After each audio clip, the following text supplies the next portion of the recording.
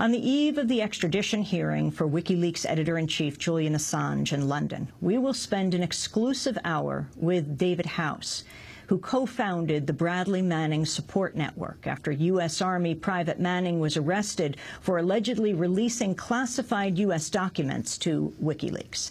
David House helped publicize the oppressive conditions of Manning's solitary confinement at the Quantico Marine Corps base after he was allowed inside the prison to visit Bradley Manning. Manning's conditions at Quantico were described as tantamount to torture, and it was being investigated by Juan Mendez, the United Nations Special Rapporteur on Torture. Last month, David House refused to testify before a grand jury in Alexandria, Virginia. House cited his right against self-incrimination and said the Obama administration is using Nixonian fear tactics to dismantle WikiLeaks. Well, Democracy Now! Caught up with David House in London over the July 4th weekend, when we went to London to moderate a discussion with Julian Assange, the WikiLeaks editor-in-chief, and the Slovenian philosopher Slavoj Žižek. Today, we spend the hour with David House as he discusses how he co-founded the Bradley Manning Support Network, talks about the federal surveillance that he has come under, his experience before the grand jury, and his visits to Quantico Marine Base in Virginia, where Manning was held in maximum security confinement before being transferred to the Joint Regional Correctional Facility at Fort Leavenworth, Kansas. I spoke to David House at the Frontline Club in London, which was founded to honor journalists killed on the front lines of war. This is Democracy Now!, democracynow.org, The War and Peace Report. I'm Amy Goodman. We're in London, England, and I'm joined by David House. He's the co-founder of the Bradley Manning Support Network. Welcome to Democracy Now! Thanks. Why did you found this network? When did you do it?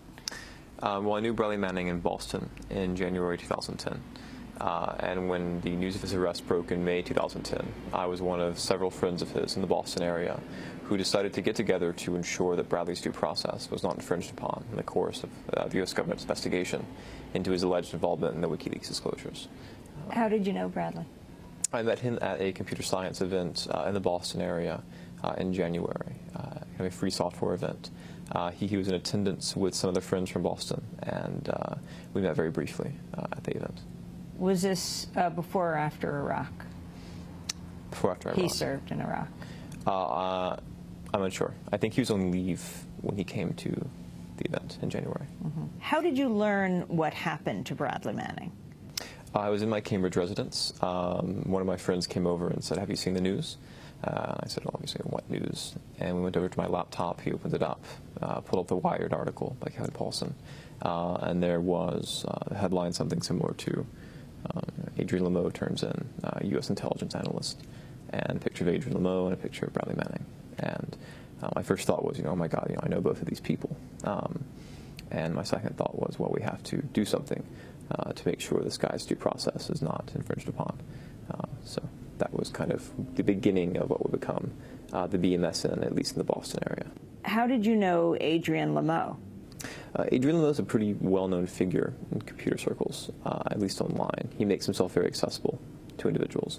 I met him online 2 or 3 years ago through a mutual friend from Alabama, of all places. So he was someone that's always kind of been on the internet and communicating with people that were very public in the hacking community for quite some time. So tell us what happened, or at least how you came to understand what happened to Bradley Manning.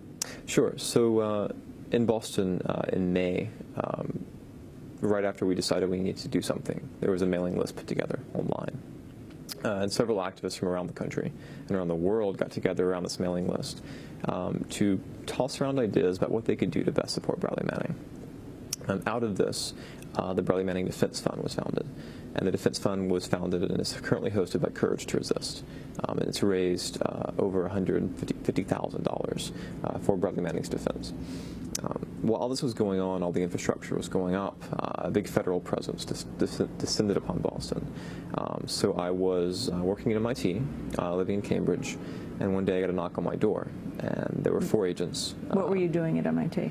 I was doing information economics research with the Center for Digital Business. So I got a knock on my door one day, and there were these 4 agents. 2 identified themselves as Army CID, and 2 identified themselves as State Department, which could have been anything.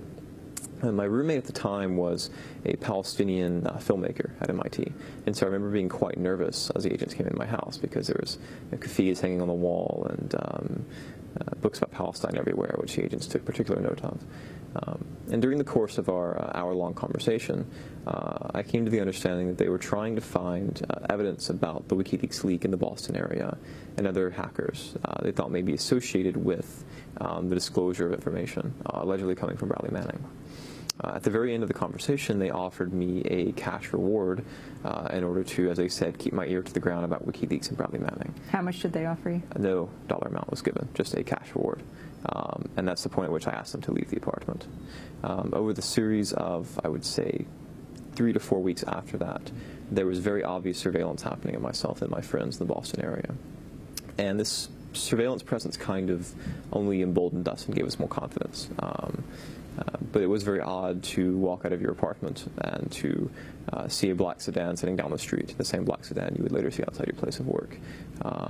Students in the Boston area were questioned on the street for weeks after this interview. And so right when the Bradley Manning Support Network was ramping up and these activists were coming together to figure out how they could help Bradley Manning, in my case, a friend of mine, we were also under this mass surveillance, and it was quite an interesting experience to have to go through. Did the Army, did the State Department descend on others, question them? Yes, there were other people in Boston questioned as well. People I'm not comfortable giving their names because obviously they're not as public in this affair as I am right now. But there were, I believe, at least 4 people who were questioned, in addition to myself. And was it your understanding they said they would not cooperate? I'm unsure. What do you mean by cooperate? Well, they offered you a cash reward. Like become informants. I have no guarantee that anyone else refused to become an informant. If they did, they didn't talk about it. So. And what was your communication with Adrian Lameau? During this time? Adrian and I didn't talk at all. I mean, after the Wired chat logs were released via Wired, it was pretty clear that Adrian and I were no longer friends. And for people who aren't familiar with this case, explain what those chats were that were released by Wired magazine. Right. So Wired magazine released the alleged chat logs of Bradley Manning, between Bradley Manning and Adrian Lameau. Some of them. Some of them, right. And these chat logs were purported to show Bradley Manning confessing to having released the WikiLeaks cables to WikiLeaks. But there's a lot of controversy about the validity of these logs, whether they're true or not, because the logs, the way they're made up, it's actually just like a text document, something anyone can type up. And these were released by Wired.com partially during the May 2010 story that broke all of this to the mainstream press. Mm. So after that happened, Adrian lost a lot of friends in the hacking world. I would say most friends in the hacking world, and all of his credibility was completely shot. At the HOPE conference, the Hackers on Planet Earth conference in New York. Hackers on Planet Earth? Yes, yes. In that July, I mean, people were wearing T-shirts that said, you know, stop snitching and things like that. So, I mean, it was a very big cultural backlash against Adrian. So the only real communication I had with him was via like a random Facebook message or something to try to gauge where he was at and get information from him around the end of July. But aside from that, no one really was talking to this guy. It became apparent that he was working for the feds, and that was a very big deal. We continue our conversation with David House, co-founder of the Bradley Manning Support Network. He'll talk about being stopped at airports and other issues in a minute.